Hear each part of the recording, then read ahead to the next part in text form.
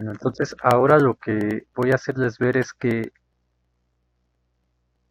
una función puede ser uniformemente continua dependiendo cómo sea el dominio. Entonces vamos a poner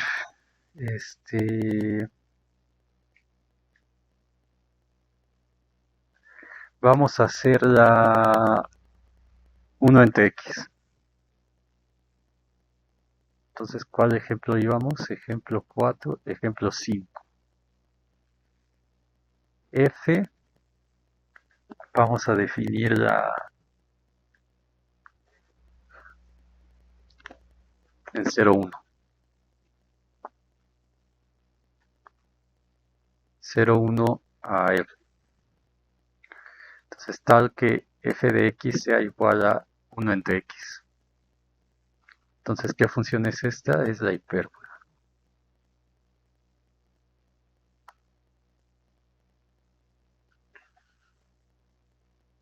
Entonces, x y y. Entonces, esta cosa entre 0 y 1 nada más. Entonces, cuando vale 1,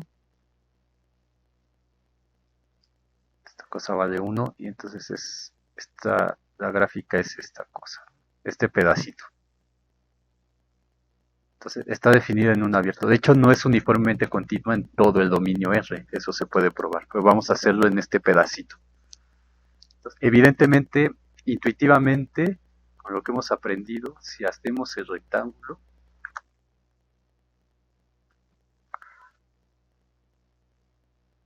vamos a tomar este.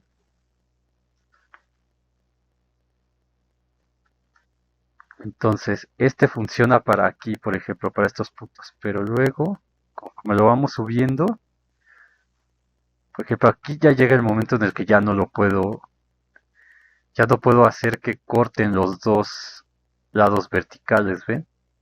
Entonces, esta función no es uniformemente continua. Entonces, geométricamente es fácil verlo si es o no. Bueno, si es que ya sí me di a entender en el video anterior. Entonces, esta no va a ser continua. Entonces, ¿cómo demostramos que no es uniformemente continua? Pues podemos hacerlo como cuando demostrábamos que una función no era continua, es decir, vemos la definición y la negamos. Entonces, f no es uniformemente continua en A de D si y solo si existe epsilon mayor que 0, tal que para todo delta mayor que 0 existen x1 y x2 en D, tales que valor absoluto de x1 menos x2 es menor que delta y valor absoluto de f de x1 menos x2 es mayor o igual que epsilon. Entonces, ¿qué tendríamos que hacer ahí? Igual que en continuidad, tendríamos que encontrar quiénes son estos dos puntos. Y hacer lo mismo, ver que eso me da, que la diferencia de estos dos cuando evalúo me da mayor o igual que un epsilon, tomando un epsilon particular, exactamente igual. Entonces, por ese motivo voy a hacer esto de otra forma, voy a hacerlo por contradicción. Entonces, vamos a hacerlo por contradicción. Que básicamente es lo mismo que negar, en el fondo. Entonces, vamos a supongamos que f es uniformemente continua en 0, 1. Entonces, ¿qué significa eso? Significa que para toda epsilon mayor que 0 existe delta mayor que 0, tal que para todo x1, x2 en el dominio, es decir, en 0, 1, tal es que x1 menos x2 es menor que delta. Eso implica que f de x1 menos f de x2 es mayor o igual que epsilon. Entonces, repito, pueden hacerlo con la negación de la definición exactamente como en continuidad, o siempre pueden optar por esta forma que es la contradicción, suponer que sí lo es y entonces hacer ver que no. Entonces, ¿cómo hacemos ver que no? Pues vamos a dar un epsilon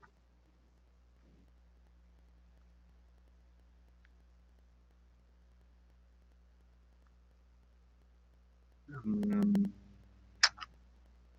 déjenme. Sí, vamos a dar un epsilon porque es para toda. Entonces, por ejemplo, si agarramos un epsilon grande, que sea epsilon igual a 1. O sea, ¿qué significa esto? O sea, ¿cómo sé que esa epsilon va a funcionar? Porque si agarro un epsilon que valga 1, entonces va a valer 2. Entonces voy a tener este rectángulo enorme. Y entonces, tiene que existir una delta que cubra esto. Entonces, pues vamos a tomar esta, por ejemplo.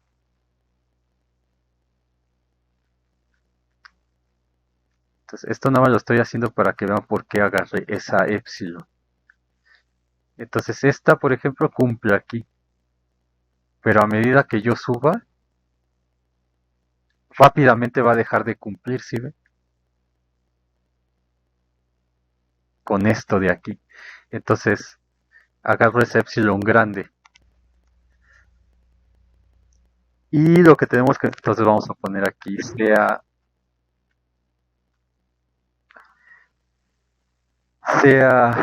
escogemos, tomamos, porque lo hago con tomamos epsilon igual a 1. Entonces, ¿qué es lo que tenemos que hacer? Tenemos que encontrar, este, perdón, aquí me equivoqué. Estoy combinando cosas. Estoy suponiendo que es uniformemente continua, entonces esto es menor que epsilon. Entonces tomamos una epsilon. Para este epsilon igual a 1, esto se tiene que cumplir porque la definición es para toda epsilon. Entonces voy a agarrar epsilon igual a 1, que ya vimos que ese cuadrito deja de funcionar rápidamente cuando lo movemos. De hecho, puedo agarrar cualquier epsilon y me va a dar lo mismo. La clave es qué punto voy a escoger, porque también se vale para cualesquiera, o sea, para todos par de puntos que cumplan con esto. Entonces, ¿qué punto vamos a agarrar? Digamos que tomamos el x1 aquí, tomamos el x1 aquí, y el x2 lo vamos a tomar de manera que sea la mitad de la distancia de x1 de x1 con 0. Entonces, que x2 sea x1 sobre 2, justamente. Entonces, porque tiene que valer para cualesquiera dos. Y lo que hay que checar es que justamente esta diferencia entre estos dos que estamos tomando es menor que delta. ¿Okay? Entonces escogemos esos dos números. Entonces, si epsilon es igual a 1, existe delta mayor que 0, tal que valor absoluto de x1 menos x2 es menor que delta para todo x1, x2 que pertenece a 0, 1. Entonces tomamos x2 igual a x1 sobre 2. Entonces, valor absoluto de x1 menos x2 va a ser igual a x1 menos x1 sobre 2. Esto va a ser igual a valor absoluto de x1 sobre 2, que es igual a x1 sobre 2.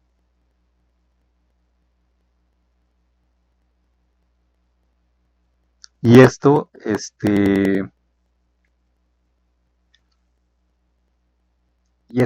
menor que delta sobre 2, ¿no? Y delta sobre 2 es menor que delta. Entonces, vamos a poner, aquí necesitamos poner la condición de que escogemos, o bueno, vamos a ponerlo así, tomamos x1 tal que x1 sea menor que delta. ¿Okay? Entonces, esa restricción vamos a agarrar porque se vale para todos. Entonces, agarro un x1 que es menor que delta y x2 que sea la mitad de ese x1. Entonces, esta distancia, esta condición de aquí se cumple. Entonces, ahora lo que hay que ver es que esta no. Entonces, ¿qué significa eso? Que este f de x1 menos f de x2 es igual a 1 entre x1, que es nuestra función, menos 1 entre x2. Pero, bueno, 1 entre x1 y x2 es x1 sobre 2, entonces menos 1 entre x1 sobre 2, y esto va a ser igual a 1 entre x1 menos 2 entre x1, que es igual a menos 1 entre x1, y esto es valor absoluto. Esto sería 1 entre valor absoluto de x1, pero x1 es positivo porque x1 pertenece a R, a 0,1, perdón.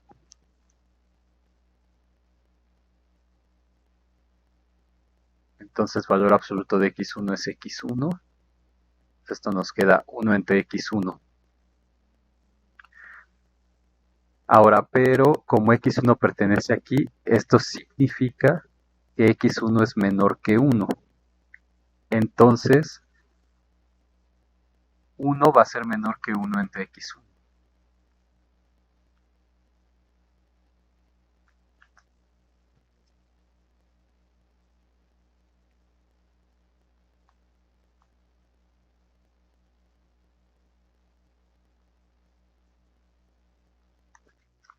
Si es así, a ver, esperen. x1 está entre 0 y 1. Ajá, está entre 0 y 1. Entonces, este...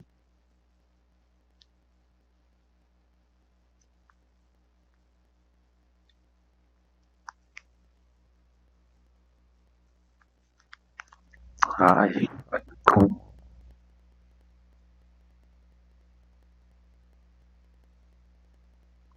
cómo lo tomamos? x1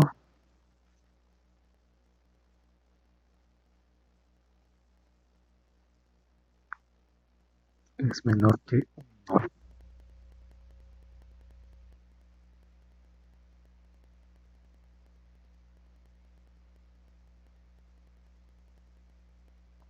Ah, no, pues qué tonto, ¿no? ¿Quién sabe? Quiero ver que es uniformemente continua. Entonces, 1 entre x1 es mayor que 1, perdón. Entonces, esto de aquí es mayor que 1, pero ese 1 es epsilon. Es contradicción porque f de x1 menos f de x2 tendría que ser menor que epsilon. Por lo tanto, f de x igual a 1 entre x no es uniformemente continua en el intervalo 0, 1.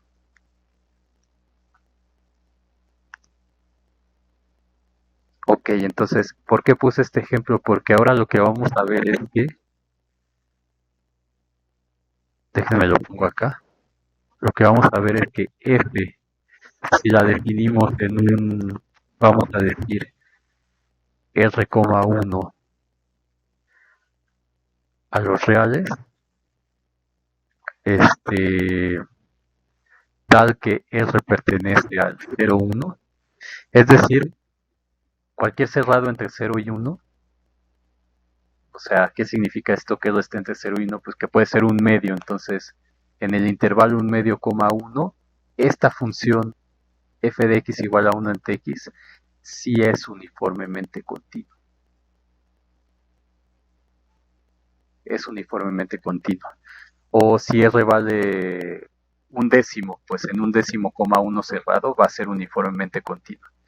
Entonces vamos a ver geométricamente qué es lo que pasa ahí.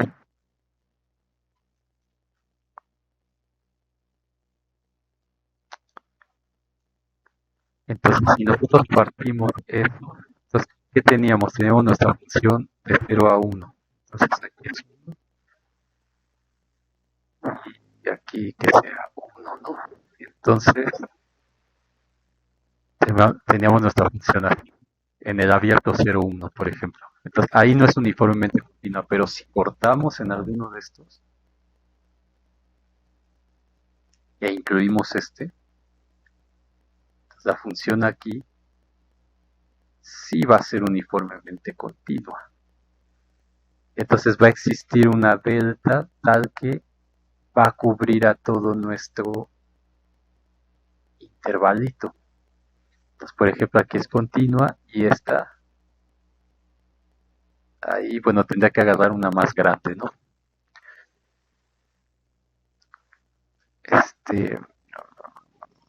No sé. Bueno, estos dibujitos creo que, espero que ya te haya quedado claro. Entonces, ahí la función es uniformemente continua. Bueno, tendrá que hacerlo con cuidado, el cuadradito. Ya no lo quiero hacer. Entonces pueden dibujarlo bien con todo detalle aquí y ver que cuando lo barren, efectivamente, este, ese rectangulito no va a cambiar. Entonces la función va a ser uniformemente continua. Entonces vamos a demostrar eso ahora. Entonces, ¿qué tendríamos que ver? Que para todo epsilon mayor que cero existe delta de epsilon mayor que cero, tal que para todo x1 y x2 que pertenecen al intervalo 0,1, perdón, 0,1, r,1, donde r pertenece al 0,1, tal que x1 menos x2 es menor que delta, entonces f de x1 menos f de x2 es menor que epsilon. Entonces tomamos esto, tomamos nuestro borrador, pero ya no lo voy a hacer, bueno, sí, a ver. Tenemos f de x1 menos f de x2. Entonces, esto va a ser igual a 1 entre x1 menos 1 entre x2. Y esto va a ser valor absoluto de x2 menos x1 entre x1 por x2. Entonces, valor absoluto de x2 menos x1 sobre valor absoluto de x1 por x2. Y esto sería valor absoluto de x1 menos x2 sobre, aquí sería valor absoluto de x1 por valor absoluto de x2, pero x1 y x2 pertenecen al intervalo r,1, es decir, son positivos. Entonces esto es x1 menos x2 valor absoluto sobre x1 por x2. Ahora este es menor que delta. Entonces esto es menor que delta por x1, x2. Y como x1 pertenece aquí, esto significa que r es menor o igual que x1. Y también r es menor o igual que x2. Bueno, y estos son menores iguales que 1, menor o igual que 1. Entonces, esto quiere decir que 1 entre x1 es menor o igual que 1 entre r, y 1 entre x2 es menor o igual que 1 entre r. Entonces, el producto es menor o igual que 1 entre r cuadrado. Entonces, esto de aquí es menor o igual que delta sobre r cuadrado. Entonces, basta tomar, y esto queremos que sea menor que epsilon, entonces hay que tomar a delta menor que r cuadrada por epsilon. Entonces, haciendo eso, decíamos, para todo epsilon mayor que 0, delta menor que, ¿qué dijimos? R cuadrada por epsilon. Entonces, para todo x1, x2 que pertenece al cerrado r,1, tal que valor absoluto de x1 menos x2 es menor que delta, entonces f de x1 menos f de x2 es igual a 1 entre x1 menos 1 entre x2, y escribimos todo esto que tenemos aquí. Entonces es igual a x1 menos x2 sobre x1 por x2, y eso es menor que delta por x1 por x2, pero esto es menor que delta sobre r cuadrada, y aquí es porque x1 y x2 pertenecen a r1.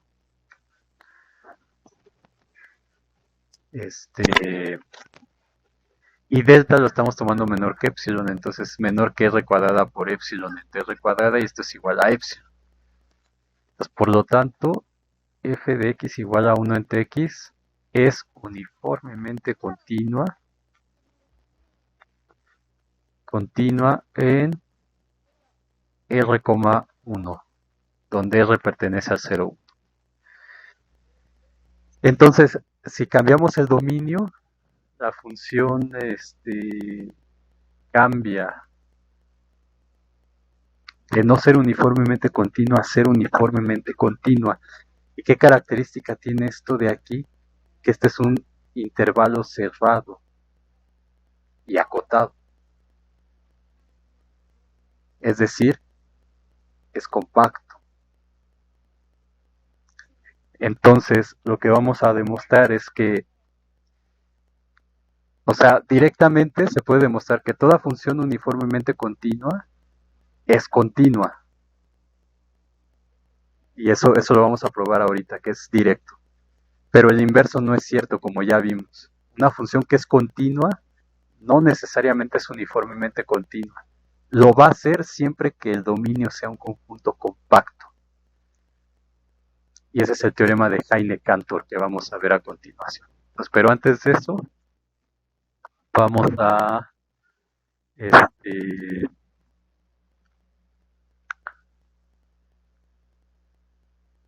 bueno, antes quería hacer algo que les iba a comentar respecto a lo de tomar las deltas menores iguales que 1, pero no me acuerdo qué iba a hacer.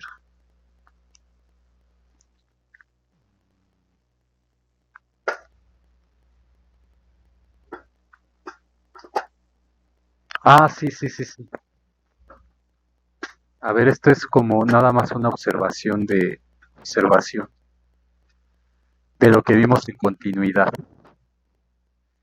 Entonces, por ejemplo, hay que ver que vamos a demostrar que f de x igual a 1 entre x es continua. Es continua en 0, 1. Que esto ya lo hicieron con Arturo, pero no sé si les mencionó este detalle que les voy a poner ahorita y creo que es importante. Entonces, ¿qué habría que demostrar? Que para toda epsilon mayor que 0 existe delta que depende de epsilon y puede depender del punto mayor que 0, tal que para toda x que pertenece al dominio, entonces en este caso f la vamos a tomar de r positivo, o sea, sin el 0 a los reales. Entonces, para toda x que pertenece a r más. O sea, sin el 0, ¿eh? Esto no tiene el 0. O también lo ponen así como r mayor que 0. Tal que x menos x0 es menor que delta. Bueno, ya hemos llamado a x menos a es menor que delta. Entonces, f de x menos f de a es menor que epsilon. Muy bien, entonces tomamos f de x menos f de a. Y esto sería igual a 1 entre x menos 1 entre a. Entonces esto sería a menos x sobre x por a. Y esto es igual a menos x sobre valor absoluto de x por valor absoluto. Me estoy saltando pasos ya ahí. X menos a sobre el a es positivo porque está en 0, 1. Entonces es a y el x también. Entonces es x. Ahora, aquí viene lo de acotar. ¿Se acuerdan eso que les decía? Hay que tomar delta menor o igual que 1. Entonces, hay que tomar esta condición de aquí. X menos A es menor que delta.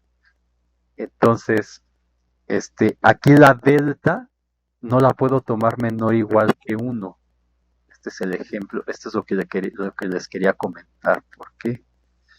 A lo mejor no les quedó muy claro cuándo agarrarlo y cuándo no. Les decía que era cuando teníamos agujeros. Entonces, aquí la función hace esto, ¿no? Entre 0 y 1, obviamente. Entonces, llega hasta aquí. Pero pensemos en la que está definida de 0 a R. De 0, perdón, aquí puse continua en 0, 1. Bueno, da igual, sí, vamos a ponerlo en R más. En R más. Entonces, por ejemplo, si yo agarro aquí y digo delta menor o igual que 1, como hacíamos con la x cuadrada, la x cuadrada no tenía este problema.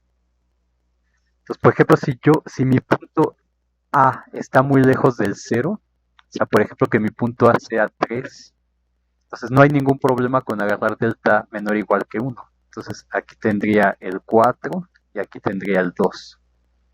Entonces aquí no presenta ningún problema agarrar esto. Pero como lo estamos haciendo para toda A este, en el dominio. Entonces, si yo agarro la A y la pongo más cerquita, aquí por ejemplo, entonces si tomo delta menor o igual que 1, aquí sería A más 1 y acá sería A menos 1. Entonces hay puntos en esta vecindad que se salen del dominio, o sea que no están en el dominio de la función. Entonces aquí tengo un problema si agarro esto, porque esta función se va hasta infinito aquí. Y justamente conforme esté más cerquita de aquí, como no hay función de este lado, esta vecindad tiene puntos que ya no están en el dominio. Entonces aquí tengo que tener cuidado en cómo acotar esto. Entonces la manera de hacerlo es asegurar que las x's queden aquí adentro, o sea que con una delta tal que las x's formen la vecindad, perdón, una delta tal que forme la vecindad, en donde todas las x's estén definidas en el dominio de D. ¿Y cuál sería eso? Pues tomar, en este caso, esta elección no funciona, hay que tomar, no sé si Arturo les comentó eso, hay que tomar delta igual a A sobre 2, que sería este azulito de aquí. Entonces, esto es porque conforme me acerco a 0, ya el 1 se sale. Que es donde les decía hay que tener cuidado.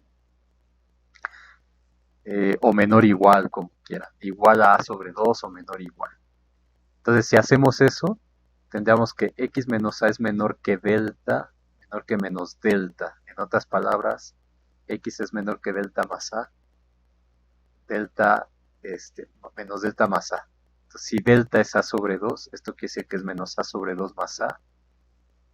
Y esto es a sobre 2 más a. Es decir, a sobre 2 es menor que x y esto es menor que 3a sobre 2.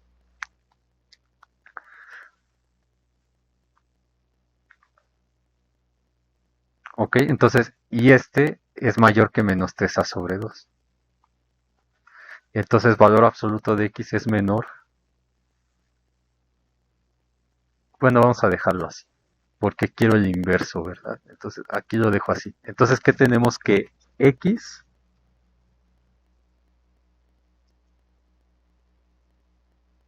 es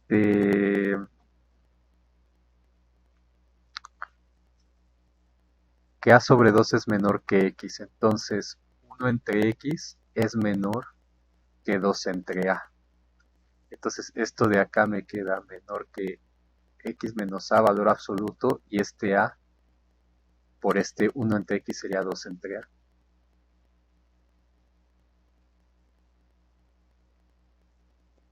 Y verdad.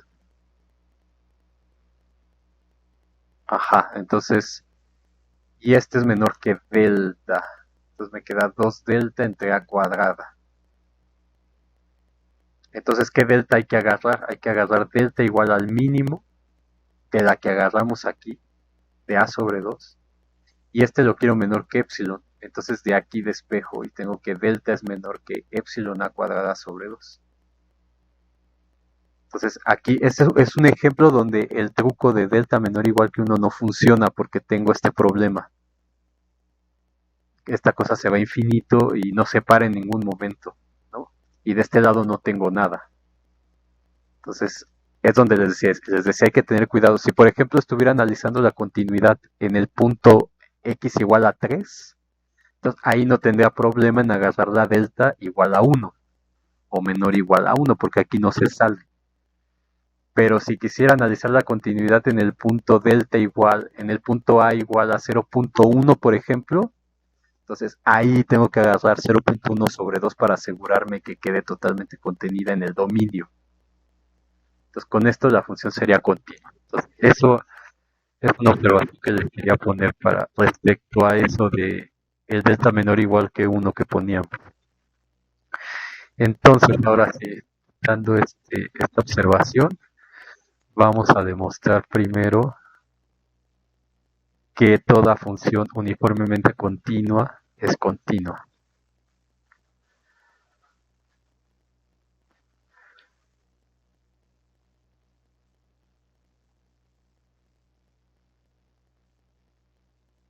En D, entonces, f es continua.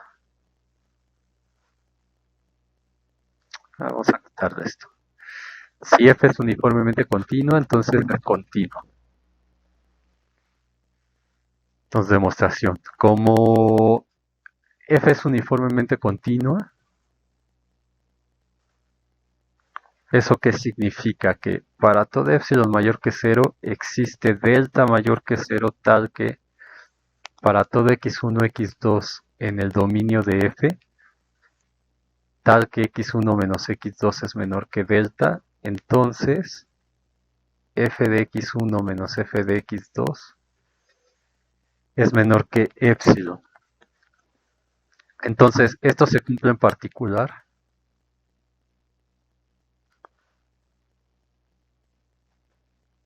para A que pertenece a D.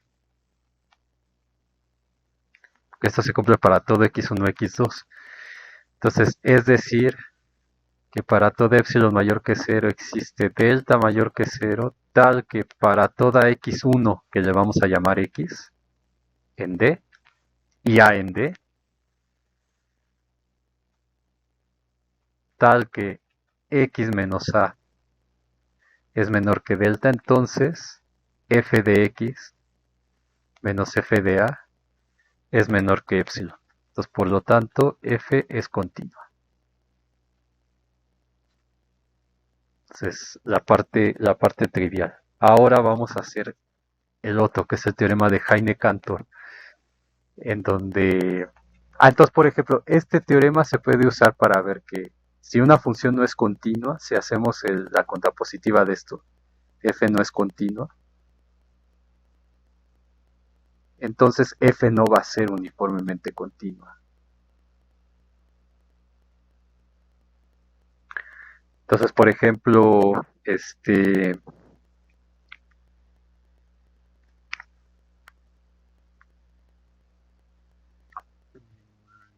tratando de pensar en un ejemplo. Sí, o sea, si quiero demostrar que una función no es uniformemente continua, por ejemplo, puedo demostrar que no es continua. O sea, si no es continua, no va a ser uniformemente continua.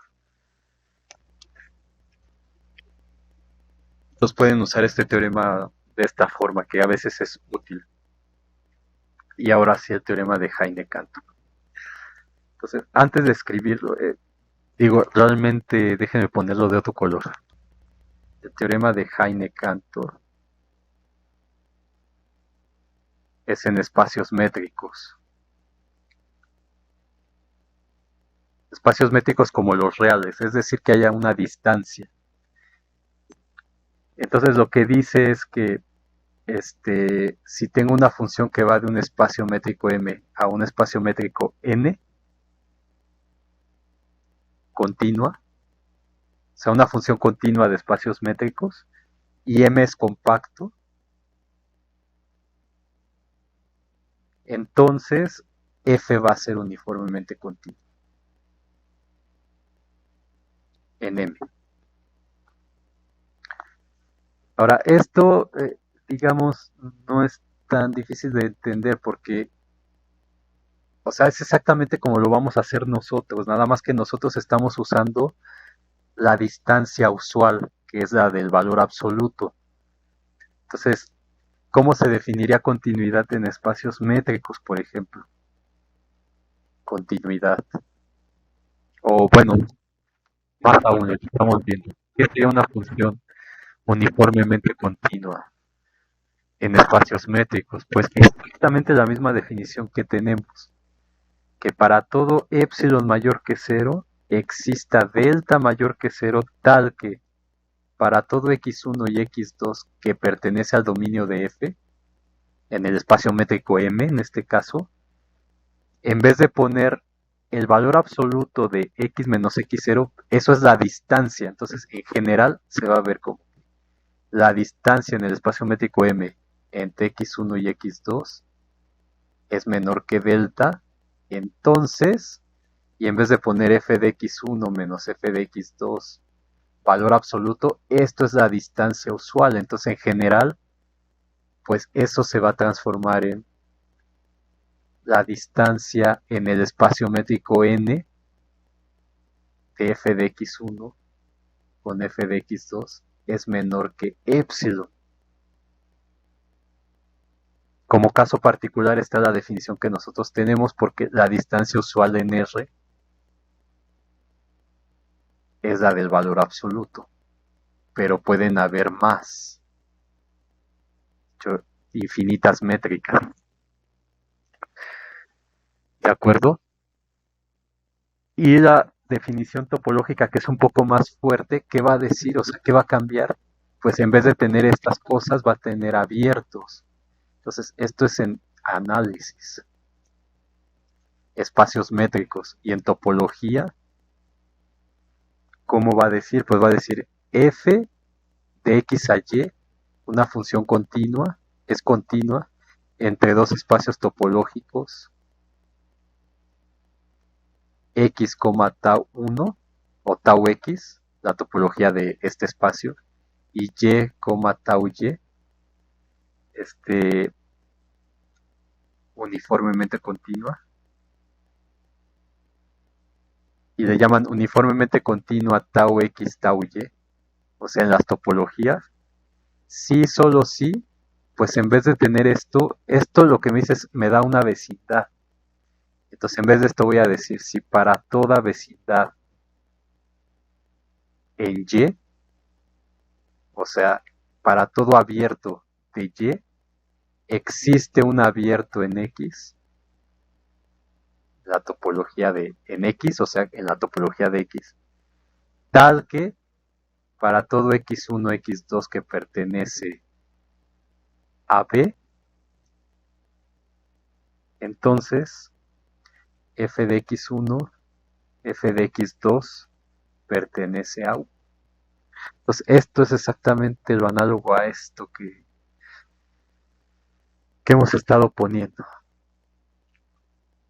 Entonces, aprender, por eso cálculo es importante para ustedes, por eso tiene tanto tiempo y tantas horas, porque si entienden bien las cosas aquí, este tipo de generalizaciones ya no les va a costar tanto trabajo hacerlas después. Entonces vamos a poner el teorema de Heine-Cantor, pero en términos de lo que nosotros estamos estudiando aquí, que son los números reales.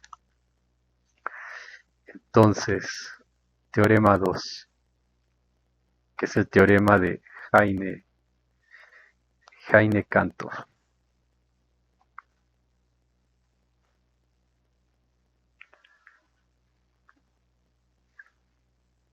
A ver si tengo que contestar algo aquí. A ver si me da tiempo de demostrarlo rápido.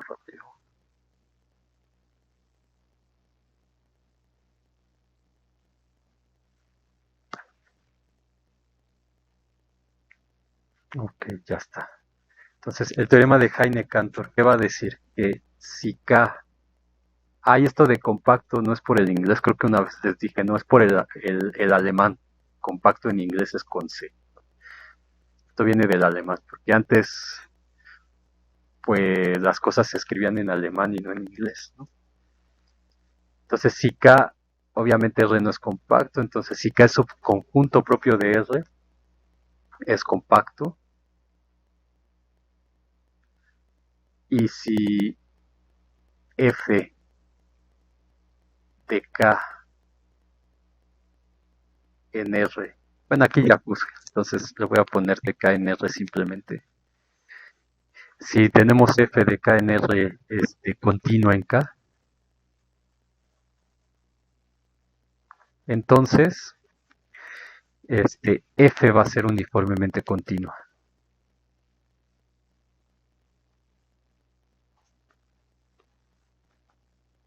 en K. O sea, en cualquier compacto, incluidos esos ejemplos raros que vimos. Entonces, si el dominio de mi función es cualquier compacto, entonces la función va a ser uniformemente continua en ese compacto.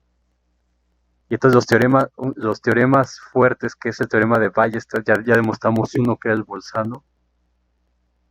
El de Weierstrass, lo vamos a hacer más general que como viene en el Spivak, porque en el Spivak nada más viene para intervalos cerrados. Y lo que nosotros vamos a ver es que eso se cumple para intervalos compactos, para conjuntos compactos.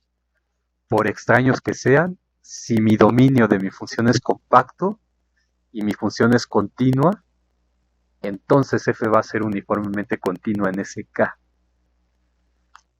Entonces, este es un teorema muy fuerte, al nivel de el Bolzano-Weierstrass o del Heine-Borel. Son teoremas muy importantes que después los van a ver en espacios más generales que R o que Rn.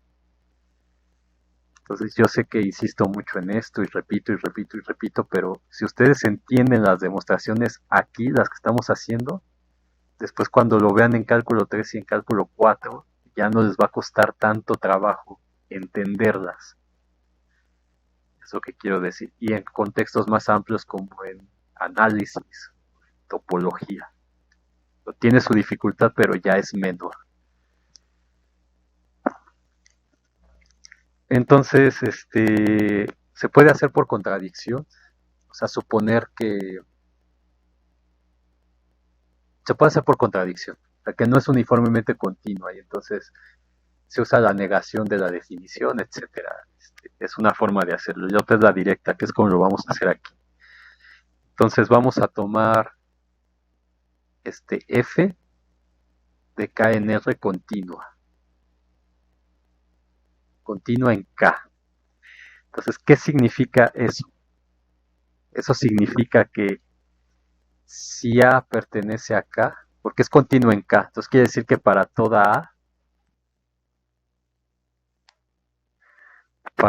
A en K, vamos a tener que para toda epsilon mayor que 0 existe una delta, que aquí sí le voy a poner la dependencia de los dos, porque la delta que hay que sacar al final no debe depender de A. Entonces aquí, como es continuidad, esta delta puede depender de epsilon y del punto. Entonces existe una delta que depende de epsilon y del punto en general mayor que 0, o sea, no necesariamente, pero en general así es, tal que si x menos a es menor que delta para toda x que pertenece a k, entonces valor absoluto de f de x menos f de a es menor que epsilon. Entonces esto significa que la función sea continua. Ahora, este epsilon que vamos a agarrar aquí, al final vamos a ver que va a ser epsilon sobre 2, pero lo voy a dejar así y conforme vayamos avanzando le voy a modificar acá. Entonces, esta es la definición de continuidad. Ahora, o qué significa esto en términos de vecindades, o sea, lo que es lo mismo se puede escribir como que f de x menos f de a, valor absoluto, es menor que epsilon, para toda x que pertenece a la bola de radio delta que depende de epsilon y a, centrada en a, intersección con k.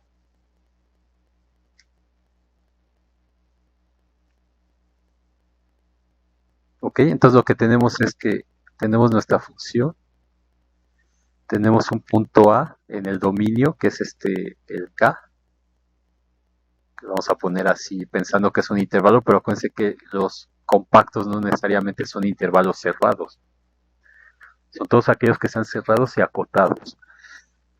Entonces, si tenemos nuestra aquí, para toda X, o sea, para cualquier epsilon que tengamos acá, de f de a, para cualquier epsilon que tengamos acá, va a existir una delta aquí. Ahí está. Entonces ya sabemos cómo pintar las deltas de manera que corten a los a las alturas verticales de ese rectangulito, ¿no?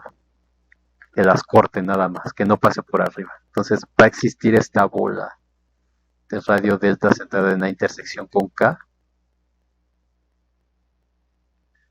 tal que se cumple esto de aquí. Entonces ahora hay que usar el hecho de que K es compacto. Entonces como K es compacto, eso quiere decir que es cerrado y acotado, ok, por Heine Borel, pero también por definición cualquier cubierta abierta tiene una subcubierta finita. Entonces vamos a dar una cubierta abierta dada por las bolas. Entonces vamos a tomar omega A, que va a depender del punto en el que estemos, como la bola de radio delta sobre 2, donde esta delta depende de epsilon y de A, déjenme lo pongo, así como lo pone el Saga, centrada en A. Entonces, estos van a ser abiertos de los puntos A. O sea, ¿qué quiere decir esto? Que nosotros tenemos estas bolas por continuidad. Y entonces de esas bolas nosotros vamos a tomar la mitad de esa distancia para construir estas bolas de aquí. Entonces estas bolas van a cubrir a los puntos A de K. Entonces este punto A es genérico. Entonces, ¿qué significa eso? Que para cualquiera yo voy a tener uno de estos, dada por esta bola de radio delta sobre 2. Entonces, si tengo otro A, o sea, una 1, una 2, entonces voy a tener otro de estos. Y así para todos los puntos de K. Entonces, cada punto de K va a estar encerrado por un intervalito abierto que está dado en términos de la delta de la continuidad. Entonces, cada uno de estos está contenido en la bola de radio delta que viene donde la función es continua, digamos. Entonces, la función va a seguir siendo continua aquí, porque la delta es menor. ¿De acuerdo? Entonces va a ser un abierto del punto A que pertenece acá. Entonces, omega igual a omega suma al que A pertenece acá. Es una cubierta abierta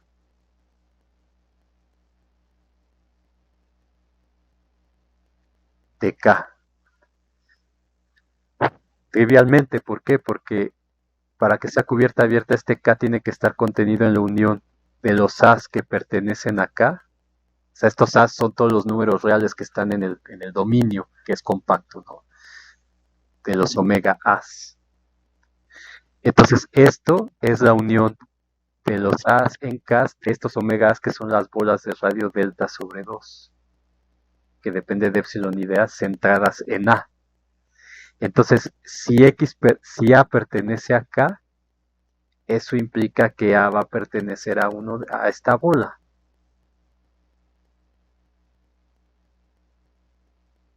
¿De acuerdo? O si quieren, llámenle de otra manera para que no se confundan. Pero está bien así. O sea, si A está en K, entonces A pertenece a una de estas bolas. Entonces, si pertenece a una de estas bolas, entonces A pertenece a la unión. Entonces, por lo tanto, se cumple esta contención de aquí. Entonces, es una cubierta abierta. ¿De acuerdo? Entonces, esa cubierta abierta lo que hace es que cada punto A lo cubre con uno de estos. Entonces, si tengo otro punto A ahí muy cerquita, no importa, lo va a cubrir con otra bolita de estas. Y así con cada punto A del dominio, ¿no? Si quieren, podrían llamarle, como es una genérico, digamos. Son los números que están aquí. Entonces, eso forma una cubierta abierta para K. Entonces, como K es compacto,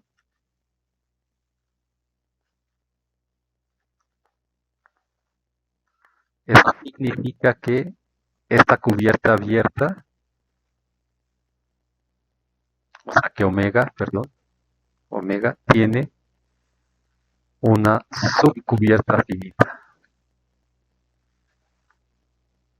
Una subcubierta finita que le vamos a llamar omega prima igual a omega A1 hasta omega A sub n. Entonces, de toda esta cubierta, tenemos todos los omega A's, entonces vamos a agarrar un número finito de ellas. Entonces, como es cubierta finita, se va a cumplir que K está contenido en la unión desde igual a 1 hasta n de omega A sub i, que son todos estos. ¿Ok? Y entonces de todos estos, de todas las deltas que tenemos para los A's, vamos a agarrar la más chiquita. Entonces vamos a tomar delta igual de todas las deltas que tenemos, que es un medio de delta 1, etcétera. Un medio, o si quieren ponerlo así, va a ser el mínimo de todas las deltitas de cada uno de estos conjuntos, porque cada uno de estos omega A sub i digamos omega A sub i, serían las bolas de radio delta 2 epsilon en AI, centradas en AI. Entonces aquí ya las estoy contando, estoy diciendo cuántas son, ¿ok? Y hay n de esas bolas. Entonces vamos a agarrar la delta como el mínimo de delta de epsilon A1 sobre 2, delta de epsilon A2 sobre 2, etcétera, hasta delta de epsilon AN sobre 2. O sea, en otras palabras, esto es un medio, el mínimo, sobre I que pertenece al conjunto 1 hasta N, de delta de epsilon AI sobre 2, que es todo esto que escribimos aquí, en esencia. ¿De acuerdo? Entonces vamos a dar esta delta que va a depender solo de epsilon. Y va a ser el mínimo de todas estas. Entonces no va a depender del punto, en realidad. Entonces,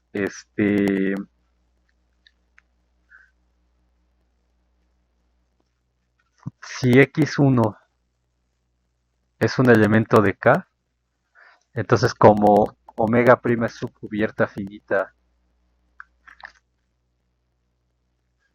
de K, ¿qué significa? Que si K1 está en K, entonces ese x1 tiene que estar en uno de estos. Entonces, esto significa que x1 pertenece a omega de AJ para alguna J de 1 hasta N.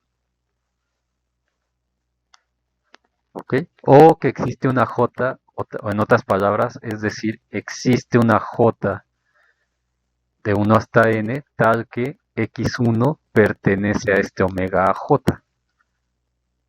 Porque x1 está en K y es una subcubierta, entonces tiene que estar en uno de estos, justamente por esta contención de aquí. Ok, y sigma j pues es la vecindad de radio delta sobre 2, que depende de epsilon AJ, centrado en AJ. Es decir, que x1, por la definición de bola, esto significa que x1 menos el centro, AJ, es menor que esta delta. De acuerdo, ahora tomamos x2 en K, tal que cumpla que la distancia con x1 es menor que esa delta que acabamos de dar, porque tenemos que demostrar que es uniformemente continua. Entonces, para ver que es uniformemente continua, para toda epsilon mayor que 0, tenemos que ver que existe una delta que depende de epsilon, tal que x1 menos x2 es menor que delta. Entonces, ya hemos dicho, la delta es esta. Esta es la delta. Y vamos a tomar un x2 en K tal que cumple que la distancia con x1 que está en K es menor que esa delta. Entonces lo que hay que probar es que la distancia es menor que epsilon. Entonces para eso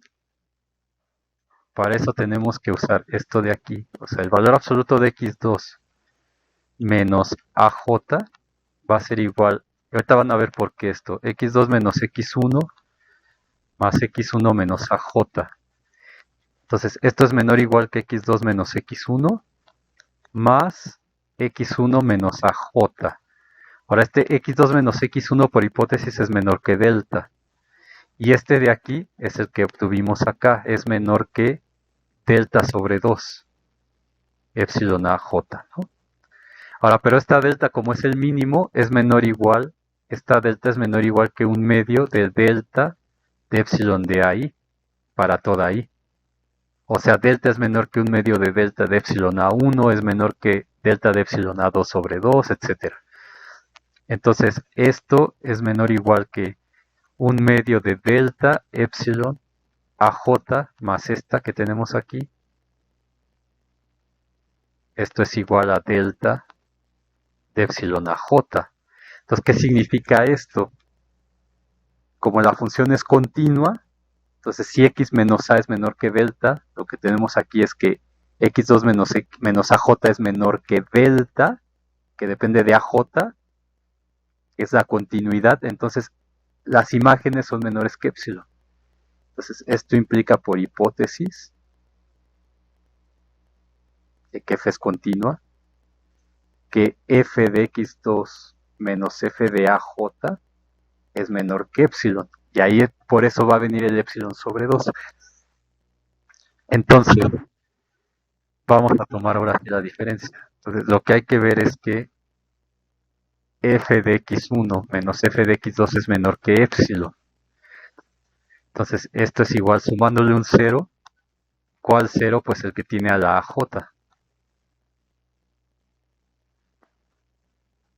Más f de aj menos f de x2.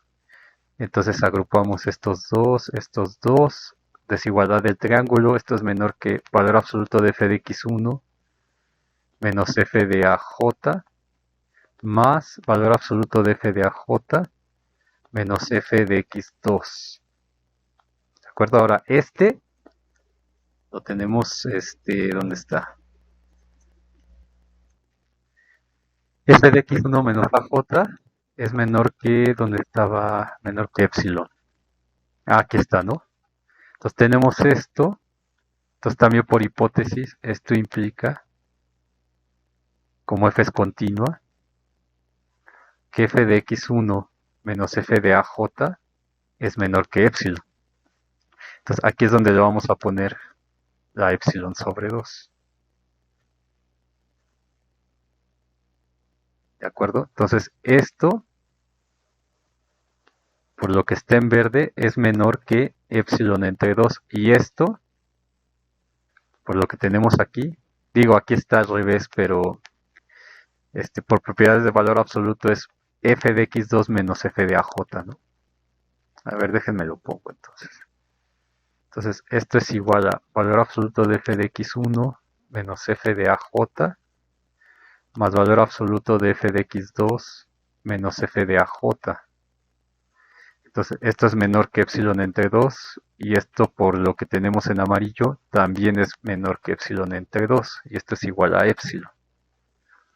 Entonces, por lo tanto, que hemos demostrado que para toda epsilon mayor que 0 existe delta de epsilon, que es el mínimo o un medio del mínimo sobre i que pertenece a 1 hasta n. De estas deltas de epsilon a i, tales que si x1 es menor que x, si la distancia entre x1 y x2 es menor que esa delta, para toda x1, x2 en el dominio, entonces hemos demostrado que f de x1 menos f de x2 es menor que epsilon. Pues por lo tanto, f es uniformemente continua en K. Compacto, no necesariamente un intervalo cerrado. En general, para cualquier conjunto compacto extraño que sea cerrado y acotado. Entonces, ejemplos de estos vimos bastantes. Entonces, si la función tiene dominio ahí y es continua, o sea, tiene que ser continua. Si es continua ahí, entonces también va a ser uniformemente continua. ¿De acuerdo? Entonces tenemos 2 minutitos. Entonces ya tenemos el teorema de Heine-Cantor, muy importante. Entonces, por ejemplo, ejemplos 1. F de x igual a x a la n, demostramos que es continua para toda x que pertenece al dominio, que son los reales. Esta cosa iba de R en R. Entonces es continua para todo x en particular. Es continua, por ejemplo, en el intervalo cerrado AB. Entonces, por el teorema de Heine-Cantor, f de x igual a x a la n es uniformemente continua en ese intervalo AB. Y de hecho, así lo pongo porque así lo tiene, por ejemplo, el Spivak y la mayoría de los libros, pero aquí podría ver que es, en particular es continua en un subconjunto compacto de R. Y entonces esta va a ser uniformemente continua en un subconjunto compacto, en ese subconjunto compacto de R. O sea, eso es más poderoso que simplemente decir es continua en el cerrado AB. ¿Ok? Entonces, ejemplo 2, f de x igual a 1 entre x. Entonces, esta digamos que va de R más a R. Entonces, esta es continua en R más, ¿no? Sin poner al cero, porque si ponemos al cero ya no es continua. Entonces no es uniformemente continua, pero si no ponemos al cero, que es los R mayores que cero. Entonces, esta cosa es continua y en particular es continua en un intervalo cerrado AB, donde A es mayor que cero. Y A es mayor que B, evidentemente. Entonces, por Heine-Cantor, f de x igual a 1 entre x es uniformemente continua en ese intervalo cerrado AB, que es compacto.